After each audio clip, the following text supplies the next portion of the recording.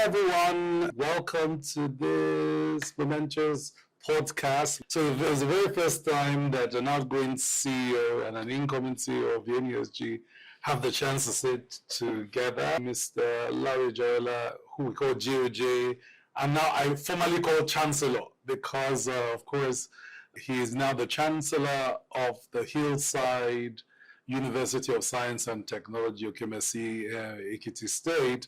So I'll call him Chancellor for the purpose of this podcast. And I am CEO designate Tayo Adeloju, who is incoming CEO. We'll have some time to chat and kind of catch up, discuss the journey so far, the impact of the years. The Chancellor was CEO at the NESG, issues about shaping Nigeria and the NESG's agenda, and the very emotional occasion for me of the passing of the baton. But it was just good session for stock taking and to again glean from the wisdom of the Chancellor, JOJ, as he steps off this NESG assignment on a high point. Hi, everyone. So the Chancellor say a word of hello to everyone, and then hello, everyone. It's nice to be here sitting with Tayo and having this wonderful podcast, which I believe is not only unique for us at the NESG, but again, it's something that in governance people will learn in transition and the purposes of handing over to the next generation. So I'm glad to be here. Great. So Chancellor, there was a big set of issues that led to you becoming CEO of NESG. We heard from looking at your documentary that there were big conversations on other things you wanted to do. You were just leaving Kakawa and banking, and you were going to start a consultant. Actually, you started a consultant firm, and somewhere between all that happened, somebody said, come and do this NESG thing.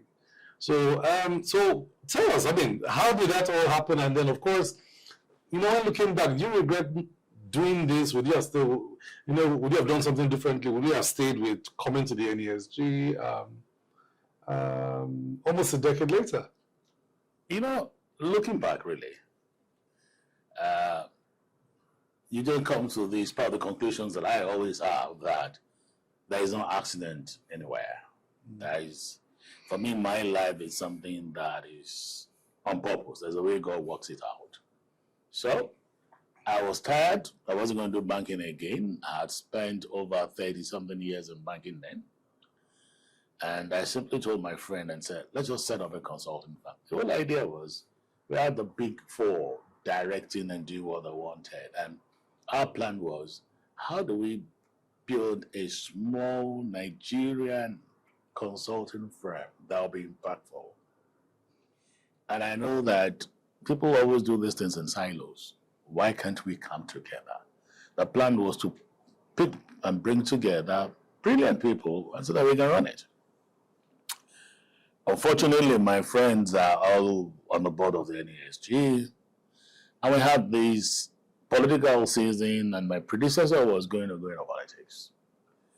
And because we didn't plan it very well, he had to go and campaign, and we didn't want to leave the place open. I think on the board we had tried to have replacement, but unanimously, we didn't agree with the choices before us. And it was a matter of, I have to go. Are we going to leave NESG just the way it is? And the discussion went back and forth. And that was an era in Nigeria where people were doing supervisory ministers.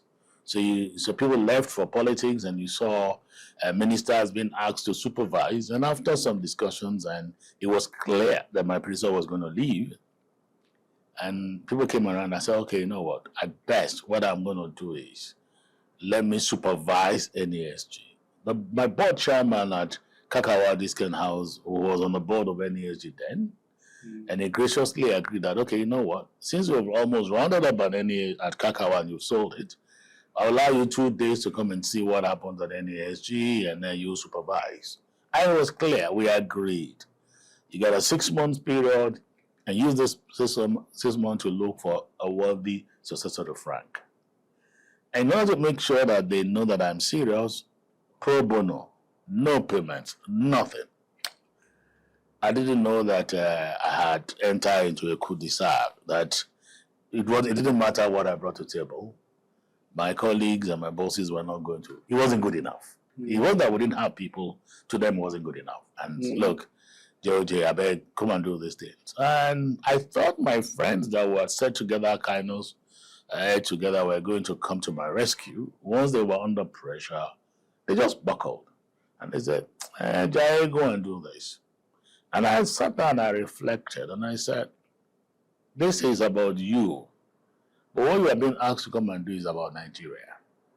And in my life, my training is that if you had to choose something that's about you and it's about the greater good, what will you do? But I was brought up to always opt for the greater good. So, and I said I would take on NESG, and I took on NESG. Despite the challenges that we had, it then became clear to me that shortly after I had run it for the first 3 months, it was clear that if I was going to turn this around, this is the place to be. And looking back, if the whole thing is repeated again, I will still take the same decision. I thank God I took over NESG and I had the opportunity of giving the little that I could offer for NESG. And that's interesting. I think it almost speaks to a very similar culture of NESG of dragging people into work. Just like you dragged me into work. I was going to ask you and say, when I got to NESG, I knew capacity was. The most senior person to me was a senior associate. And it was clear that we needed to have people to come and work. And we didn't have the money.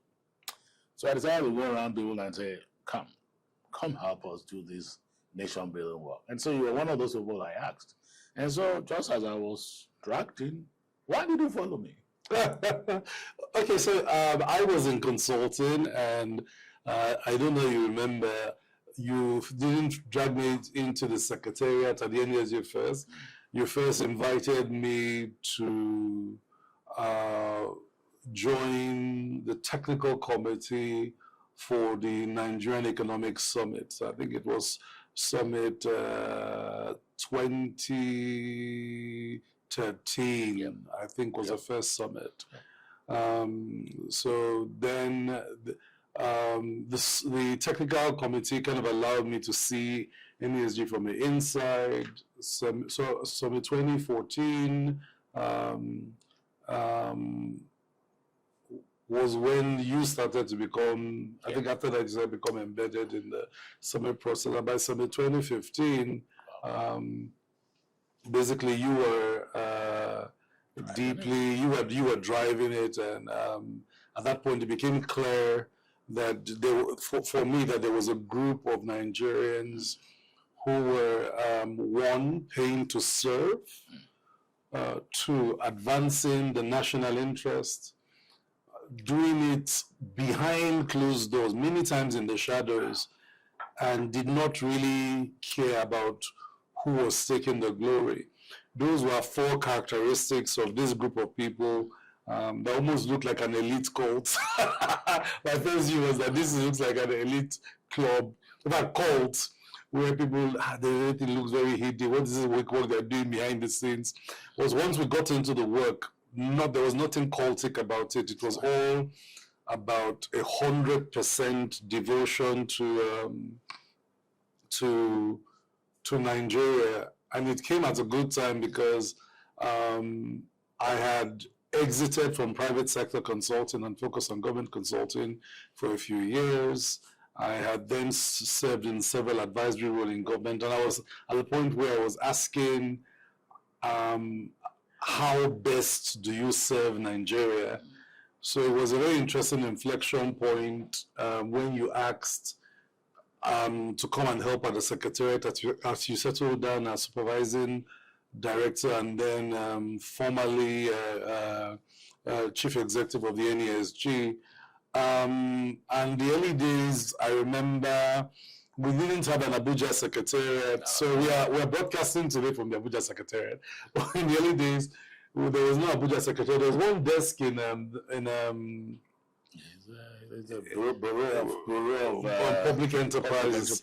We had one small desk where we had one staff sitting, and that was the whole Abuja office. And then the Lagos office was then, I think, a handful of about 5 staff. About 11, 5 calls staff, and then have people that were supposed to. And so I remember the first thing I asked the Chancellor was what kind of organization he wanted to build. And so he explained this very ambitious agenda of building a leading think tank that was comparable to other think tanks around the world. I said, okay, let's go and benchmark think tanks. So he basically gave me a free hand to go and look at a study. So I basically went and led this global benchmarking study of the top think tanks in the world, 10 top think tanks. Brookings, Chatham House, Rand Corporation, the Swedish Institute, the Carnegie Center, etc. We used the benchmark of these global think tanks at that time to ask what does it take, what is the criteria for being a global think tank, how do you do it? And so I brought the report back, and of course the gap between where the secretariat was and where global think tanks was a very light and day. Was a formidable gap by every stretch of the imagination. But once I brought that report, I think the question that GOJ asked was closing the gap. Go and bring the plan to close the gap. So that was tricky. So we interviewed all the staff, interviewed all the managers, interviewed all the volunteers. I read every report that people ask about my early days. I read every report they had ever written in NESG, read all the summit reports from Summit 1 to, I think, Summit 20 at that time. And in doing so, I think, so my early days in NESG was I immersed myself in the institution. Started to understand the institution, its players, the work it has done. So sometimes people see me now quote a particular year of the summit or what year the recognition was. That's where it came from. So I think my early days was more of jumping into the detail, and I got a lot of support from the Chancellor in looking at innovative ways to change how the organization ran. There was this study by McKinsey that had taken 4 critical roles that think tanks play: watchdog, connector, intervener, and dialogue partner. And based on those 4 roles, had ranked the NESG on each one. I think we scored our highest at that time on dialogue partner because of the summit, and we were scoring like 5% on intervener, 5% on watchdog was 5. Yeah. And so the idea was something that the Chancellor called scaling capabilities, which was we kind of took that and ran with it and created a plan to say, how do you take watchdog to 80%, connector to 80%, and that scaling capabilities created a transformation plan for the Secretariat. In each capability area, we then focus specifically on building. For Watchdog, we built a research division. For Intervener, we built a Abuja-facing office. For Connector, we built a corporate services division, which kind of had communications, HR, membership, stakeholder management, board secretariat, etc. Of course, the dialogue partner, continued with the think tank, continued with think tank, policy commissions, which we now call think tank corporations today. So so I think that was kind of how we did it. But just, reflecting on your tenure, because the capability, scaling, and transformation plan kind of characterized your tenure. So how would you say, what parts of your tenure were pivotal moments? I know how you entered was a pivotal moment. It was a political transition. Yeah. Mr. Frank Nweke Jr. had gone into politics. I think you've mentioned that. What would be the other 3 or 4 pivotal moments in your tenure? Well, for me, until we got to the last one, which I will save for the last. One of it was, first of all, my encounter with, again, to carry an institution that has been there for over 20 years when I joined them forward. It was important for you to understand the history. You read almost all the book, but I had to be meeting some of the living pioneer founding fathers.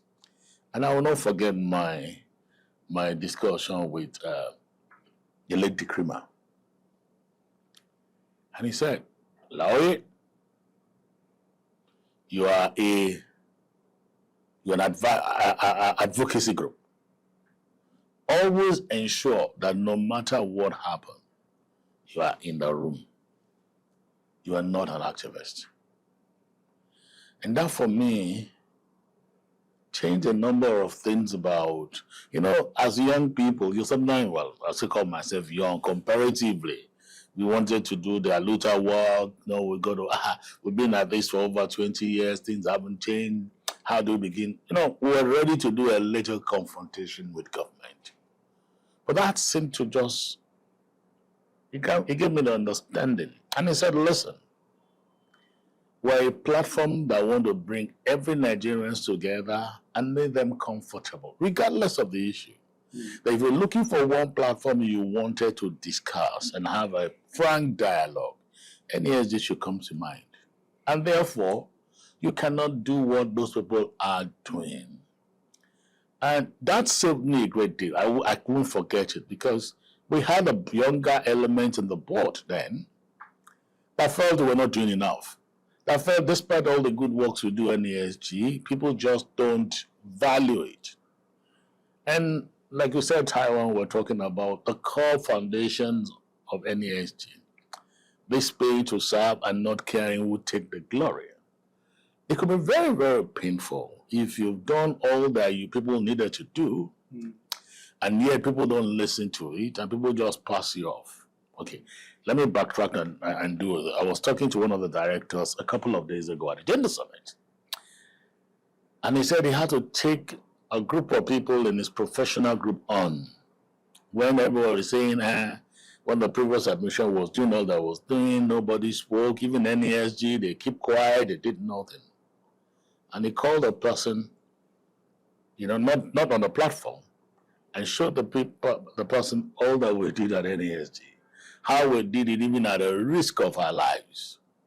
And I said, no one is talking about this. He said, that is a pain sometimes when you find yourself working for NESG, that all the things you put in, all the efforts you put in, you can't go out there and shout at the rooftop and say, we did this. So that for me was very, very interesting. That encounter with Dikrima did a lot. And therefore, I became a stabilizer at the NESG. People will tell me, Jai, you change, you're no longer as a looter as you are. So no matter how much I wanted to be as a looter, I realized that the sole purpose was to always be in the norm. Open a space for dialogue, for people to be able to talk, and know that candidly we'll look at it in the national interest. That I won't forget. That was one. The second one I will talk about was, again, I'll just give you 3. The second one was when COVID came. At that point, part of the things we grappled with a lot at the NESG was finances. I would say when I took over, our people were poorly paid. Staff welfare was not because they intended to do it, but really, NESG didn't have money. People always look at us and say, NESG. But there was no money.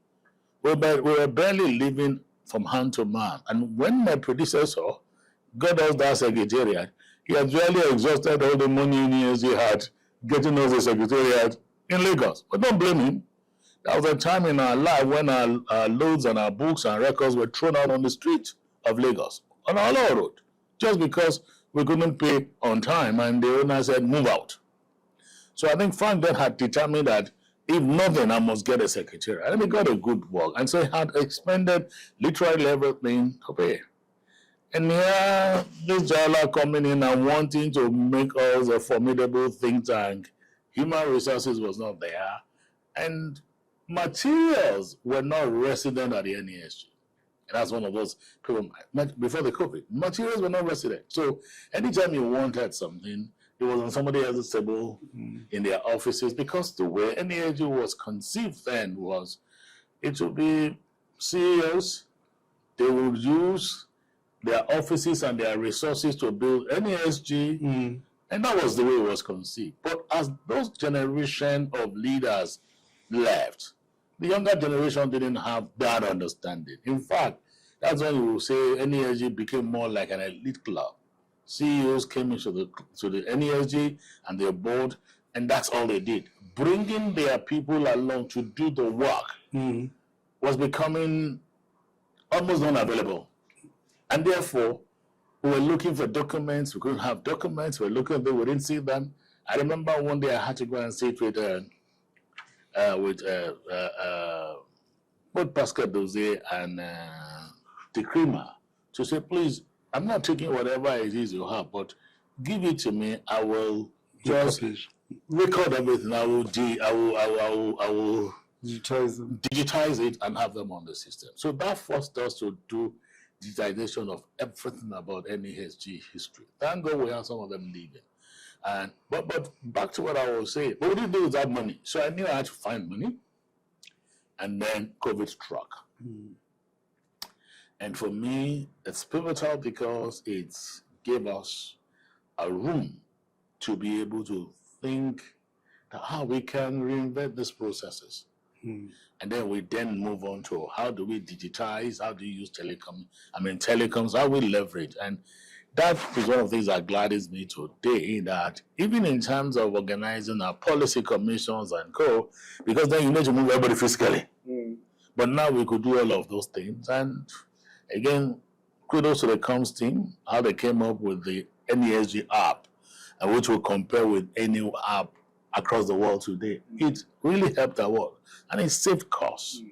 And tremendously, we were able to do all our activities and all we were doing without necessarily being, and we saved costs. And I could pay more, the little resources I had, I could pay to staff welfare, staff development. And I was clear in my mind that I needed to get the right quality of staff in here. I mean, we knew we couldn't pay well at NESG, but we create an environment where people can grow and develop. I recall telling one of them, I said, before I leave, I will have 10 PhDs in this NESG. And I think we're almost clocking 10 if we don't have 10. Now, the third and the final one was, again, when the last administration, when after all the back channel discussions to say, look, we're not focused on where Nigeria should be. You recall the first encounter we had with this government the last government was 2015. And then we had gone to that summit with clear, tough choices that the nation needed to make. And after we finished all the work, and there was a very senior official that looked at us and said, you guys are just busy pouring orange here. Unfortunately, a few months after that, as we predicted, we went into a recession. But the nature of NESG, you never say we told you so. It was, how can we help? And we then went ahead to look at having a definite plan for Nigeria and all of those things. But despite all the plans and the things we set out, we then realized that we were still drifting.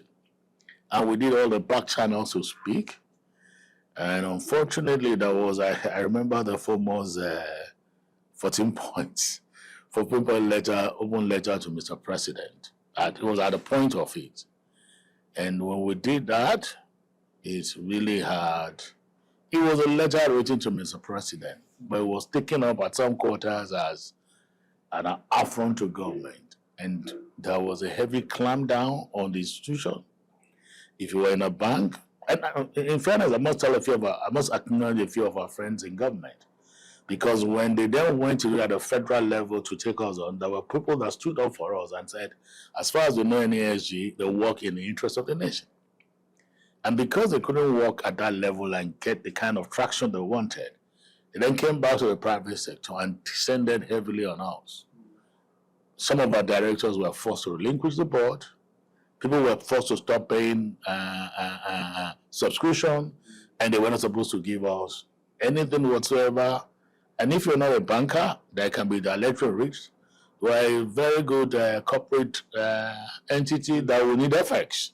If you wanted FX, don't touch NASG. And that further, and for us at NASG and myself, Ty, and the senior management, it was about this baton has been passed on to us by our elders. And we have a responsibility to ensure we land it safe regardless. And I will say kudos to my chairman then, Asue Godalo. And we said, regardless of what it was going to take, we will stay the course. And I'm glad that events prove us right. And as NASG will continue. So those pivotal moments, I won't forget. They're very major to me. Yes, I mean, I also think that the last few years are reflective of also. So that's 2015 to 2023. Also, were maybe some of the toughest years the country has gone through since 1989, with 2 recessions, 1 pandemic, and I think those tried all of us significantly. I would say that there's nothing I experienced before it that totally prepared me for it. I mean, I generally was prepared for government. Like I said, I'd done a decade in business consulting, a second decade in public sector. So I was generally ready for the public sector, but the experiences from 2015 to 2023, which were heavily marked by an economy that remained one that struggled for the most, did not really prepare me for the kind of tensions that we kind of went in. So that was something that I found, at least on my end, as one of the biggest challenges in preparation. How do you convey difficult messages on the impossible? Somebody said I'm very optimistic. I'm like, it comes from looking at the silver lining, the silver lining in every policy opportunity.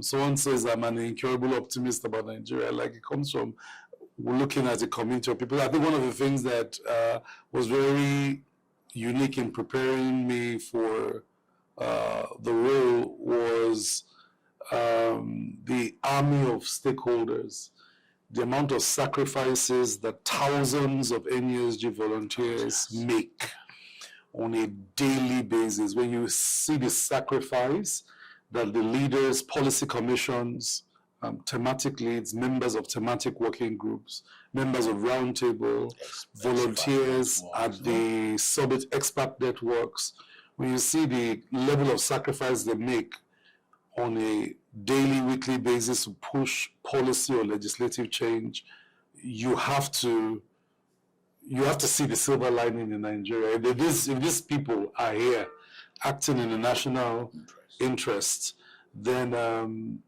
there is a future. Yeah, there's a future bigger than the past. Yeah. What would you say is? I mean, I have my own views about what will be your most impactful. All you say is, these are the things that I think were my distinctive impact. I have my version of what they are, but what would you say they are? You always know me. Each time you do. So for me, every day, every moment that I spent at NASG, I significantly enjoyed. And I will tell people, I said, it's about the secretariat and the people who have been able to build. It's about the volunteers that we have. You know, I mean, Tyler was just talking about the volunteers. You know, when people pay to serve, and that's how I always tell the staff and say, look, you can win and get me around anywhere, but if a volunteer comes in to report you, you know you cannot win. These are people that sacrifice their time, their resources, their money, all to push national interest. There are people that find it difficult to identify. You know, some are who are busy talking national interest, and some people are talking about what is in it for us. And therefore, for me, my greatest joy is being the kind of people and secretariat that we have been able to first build, the people around us. And people have told me, see, the way you raise the brand of NESG, I said, it's about the people. The fact that people look forward to working at NESG, interns always streaming, volunteers always want to come in. Oh, so I mean, something that we probably have done very nicely. And for me, those areas of volunteer is very, very key to me. The other thing I think we did that I always look back and make me joy is, you know, when NESG started, it was a military regime. And all our interaction was with military. It was the easiest thing to do. You went into a room, the head of state agreed with you, you can convince the PAMSEC and co. The next day, a decree is written, it's become law. But all those changed when democracy set in. And they realized that there are many people that have levels of influence on the act outside of sin. So it wasn't a matter of research and think tank, deep thinking again. How do you engage these people? And for many years at NESG, our engagement was only at the federal level. And one of the greatest joys when we began to engage at the legislature. And I think before we set up NASBA, there was a full discussion we had at the preceding summit about, look, we should engage the legislature. And whilst they were looking for an opportunity, the Senate under the Right Honorable Dr. Excellency Bukola Saraki, too, was thinking about how do we engage the private sector. So it was a kind of a meeting that worked. And the fact that we can reach out to NASBA, which has now metamorphosed into a national center, because we have not only gotten to reaching out to the legislature at the federal level, now we reach out to legislatures around the nation, the entire nation. We've set up meetings with Governors Forum, we set up meetings with Judiciary, and that is put together. And the fact that we can deal across, for me, is something I count very, very major. And one other thing, again, that gladdens my heart is the fact that, you know, I've always said, look at the founding fathers. And during my tenure as CEO, three of the founding fathers actually went home to rest. I said, how do you create a generation of young people that can take this baton off you and run with it? So deliberately we went on to setting up the next generation. No? And when I look around NESG, when I look around the young people around, it gives me joy. That for me. But circle back, the fact that we built that, because look, you're doing dialogue, you're interfacing people, and people can ask you on what basis. And since part of the work of any reasonable think tank is that evidence should drive your interaction, you need to have your own evidence. And that we'll be able to set up a research arm of NESG and reaching beyond even resident researchers and having a community of economists and scholars, all of them contributing, for me, was very major. And that's why we begin to see our footprints around all research areas across the various sectors and levels of government. For me, we haven't gotten to where I want us to be. And that's the joy I have that, Tyler is taking over this job and driving it at a much more higher level. So So that those for me for me the high moments I think we've had, and I just and the joy I have is the fact that you have been part of it, and and I tell people, transition, leadership building is not something you live accidentally. You must be very deliberate at it. I recalled how I then built a team of fellows around me. I'm not sure we had fellows at NESG when I took over. Or if we had it, it had been. Yeah. But it was my way of saying, there are a bundle of experts all over the place. People expect you to speak, with authority to issues, and you don't know all. So I said, how could we have fellows at the NESG? And the first step was to bring a body of people together, and I always thank some of them have become my board members now. They used to send me around, but it didn't matter to me. They call themselves CEO boys, but we know who the boy is. Because once they read an issue and say, CEO must do this, you must get it, you must get at it. And when the man has given you direction, I said, what you must do? And I said, no, well, let's do it together. And so having Lanre Akimbo, who is now on the board, Nana Ude, who is now on the board, and Tayo himself now taking over as CEO, and having Linda Queno, who then used to be a partner at Accenture. She's gone on to head a big appointment. And later on, I think Biola Lawal joined. Now, this was the first set of people that worked with us as fellows.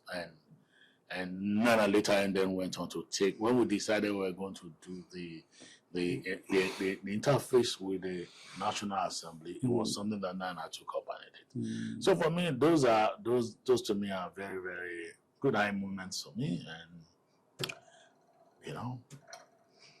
and because in spite of the fact that our finances were bad, we didn't have enough money, we never ran outside budget for 1 year. The ability to manage ourselves and stay within the cost all through the year, and the fact that my staff will know that when they come to work at the end of the month, their salary will be paid, and whatever it is we need to set up a good office and environment was going to be available. For me, those are high moments that, call us little giants. That's what they call us. Yeah, and interestingly, that for me is so somebody asked, why this job? Why, of all the jobs you could have taken, why take this job? And I say, look, it's because the NESG has certain institutional strengths, a lot of which required, you as my predecessor and your predecessors to build, to bring it to where it is. I also, one key strength is that there is no other institution that could lay claim to an unbroken national public-private dialogue on economic reform. That's right. That has now lasted 30 years. That's right. So that's one strength of the NESG that is not only institutionally formidable, it's inspiring to come and contribute to that conversation. So let me just add to what you just said. The fact that we then have an advisory board, array of these very eminent senior people available to just be called in, and they're willing to run the work as if it's now. And sometimes I look at, so I can call these big men and they will listen. They always listen. Yeah, sorry, back to this. And I was going to come to that. The second thing is that we have a true sense of dynasty, reform dynasty, where the founding fathers, living and dead, continue to inspire the NESG. So the second strength, which thanks to the Chancellor, we built and institutionalized, was I kept asking, if my kids came to work at the NESG in the future, how would they listen to Dick Kremer? How would they remember what Pascal Dozier said? How will they be inspired by the words of Eneshonenko? How do they engage the wisdom of an Ahmed Joda? Yeah. And so that created this project we called In the National Interest. We initially called it Founding Fathers Project, but we later converted to the National Interest, which is a set of documentaries that young people can now watch. 5 series. The 6th series is about the Chancellor's time in office. But we now have this 6th series documentary called In National Interest, which basically tells the story of the Founding Fathers in the words of the Founding Fathers, and many of whom that are featured have now passed on to the great eternal beyond. And so that's the second thing, is a true sense of being part of a reform dynasty, stretches from leaders in the 90s to date. I think the third unique strength of the NESG is that its convening power is not political, it's built on trust. It's built on the fact that citizens and national stakeholders recognize that we have convened not in our interests, not in the business interests, not in the government's interests, not in a political person's interests, but in the collective national interest. And that's one thing that is unique to us. Somebody says, you got business people. Business interests you're pushing. I say, no, we're not pushing business interests. Sometimes business interests and the national interest clash. When it clashes, we will go with the national interest and not the business interest. And I think that's a unique strength we'll take into the future. We also have a unique strength of now having a very young secretariat in terms of demographic. A more balanced secretariat in terms of the number of females that are in leadership, management, and executive positions, and allow us to, and I think we are more geopolitically balanced as an institution. We have employees from every geopolitical zone, and that gives us a unique view and perspective to things, but also we built a more robust set of institutional partnerships with international NGOs, partners like Bill and Melinda Gates Foundation, the United Nations, specific agencies like UNICEF, in the top international NGOs, MacArthur Foundation, Ford Foundation, etc. Alongside OSIWA and other partners, Luminate, Continue, Alliance for Green Revolution for Africa, AGRA, USAID, FCDO, and so the list of our institutional alliances continues to be very, very strong. Also, partnerships with the leading think tanks around the world, Chatham House, Brookings Institution, in Africa, the African Economic Research Consortium. These strengths speak of an institution that is not just strong today, but as we go into the future, can truly live up to its vision of being Africa's leading private sector-led think tank that promotes the global competitiveness, the inclusion, the sustainability, and the openness of the Nigerian economy. So it's something I'm very, I'm excited, I'm humbled, I'm thankful to the Chancellor for the privilege of being mentored and coached by him and being taught by him. You know, I people ask me, what is it you remember by him? It's like keeping your cool. You know, keeping your cool when the whole country is on fire. You know, just knowing how to keep your cool is something that I have learned from him. Yeah, you know, I think I remember this last summer we had, and one of the vice chairs was just, in the sense, I said, don't worry, it will turn out fine. And then he came about and said, I said, we've learned that from the founding fathers, and no, there is strength sometimes in just being calm and you know, don't jump into the murky waters, because at that point in time you may have taken positions you shouldn't have taken. But how do you then look at it and say, so which way forward? And that's one of the things I want to throw at you and say, good, enough of how far we've gone. I've passed the baton and I'm gone, guys. Regardless of whatever the NESG people think about, I am gone. The Chancellor I want to go and do my Chancellor work. The Chancellor is going to face his university. I'm facing my universities and raising the next generation. And I was telling someone, and I said, you know, beauty of education is how do you solve problems. Why? And I know that we haven't done that sufficiently. So I want to take up some of those challenges and say, how do we solve problems? But again, I am doing this, I'm working out of here because I'm so sure that, look, I'm handing over NASG to a team of people that will do a lot better than what we have done. A lot better. And Tyler, you know, we've had the discussions, and I know you have all it takes to take NASG to a greater level. Thank you. One of the things that, you know, we at the board did ask is, look, I know some of our partners have said, this is unique to Nigeria. How do you spread this to across the continent? I recall my discussion with one of the think tanks in North Africa, and they saw the way we engage government, and they said, you guys can speak truth to power. We can try it.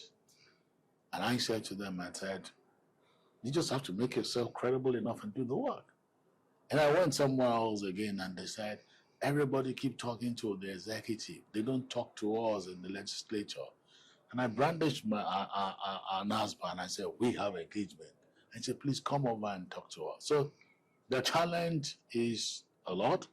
You can do it. We need to not only focus on Nigeria, but if you look at our logo, is looking into Africa from outside Nigeria.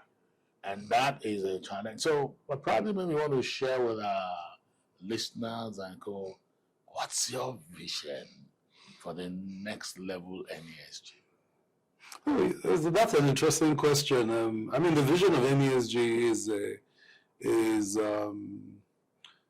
focused on getting Nigeria to its destination, which is, when we look at the future of Nigeria, it's globally competitive, it's strong, socioeconomically cohesive, industrialized, middle-income country that is, when you put it at parity with its peers, is competitive, inclusive, in the sense that Nigeria has about 1.3 million multidimensionally poor people. How do you close inequality gaps? That kind of future of the NASG requires a think tank that operates at a much higher level. So, I mean, my vision for the NASG, which is in tandem with the board's vision, is basically one to raise the NASG's profile in terms of its capacity to shape particular aspects of economic policy that are crucial to our pivot. Nigeria desperately needs to become a competitive country, especially in terms of expansive trade. So one of the big priorities on my mind is the question of how do you support Nigeria in tangible ways in terms of policy, legislation, regulation, and interventions to pursue that expansion of trade, especially non-oil trade. Nigeria has a huge demographic bulge that has not translated into demographic dividend, especially because we cannot find jobs. The second big thing that, as I assume CEO will become a crucial part of our agenda, is the radical pursuit of job creation, especially jobs that are both labor intensive. You can employ a lot of people, but high elastic. The jobs are decent jobs that lift people out of poverty. Number three is Nigeria's competitiveness in terms of Made in Nigeria. We launched Made in Nigeria, and this is in 2016. But Nigerian products do not pervasively compete at scale across Africa and the world.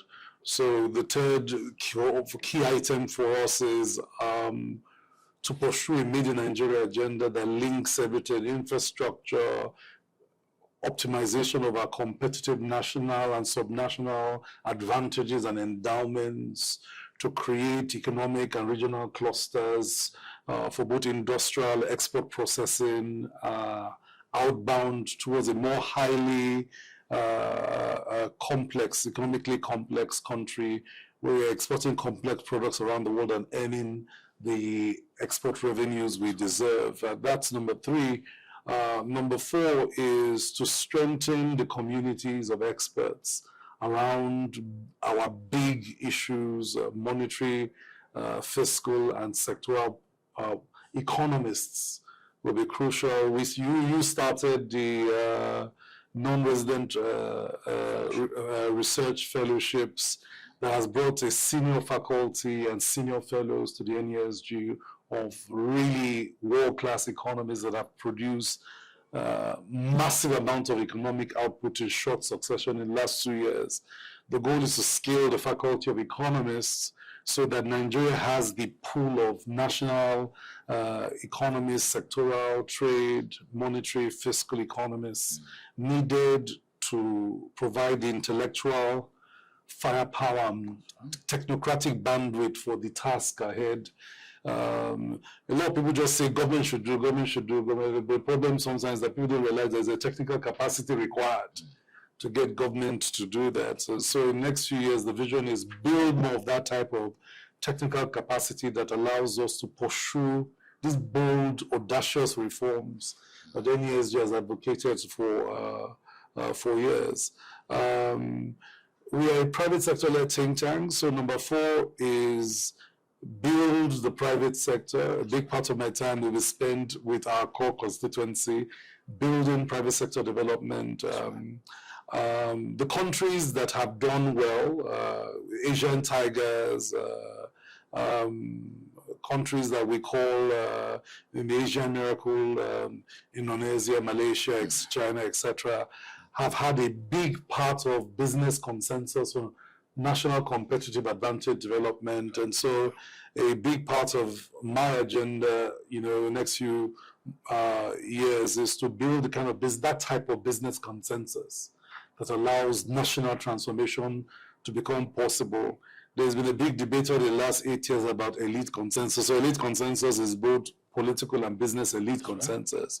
And so the goal is to strengthen the business elite consensus to take Nigeria where Nigeria needs to go. The Japanese had the Japanese Kiritsu, the top 200 businesses in Japan. The South Korean had the South Korean Chaebol, or cabals, which basically drove their transformation.